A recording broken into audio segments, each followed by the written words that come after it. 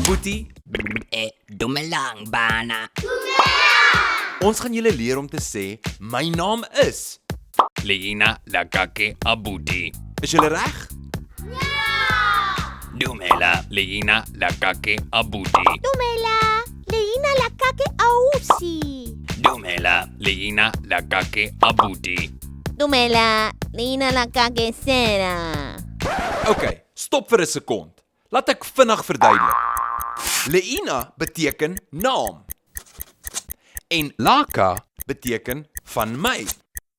Die ke in hierdie sin beteken is. So wat ons eintlik sê is naam van my is. Dumela Leina Lakake Abuti. Dumela, Leina Lakake Joseph.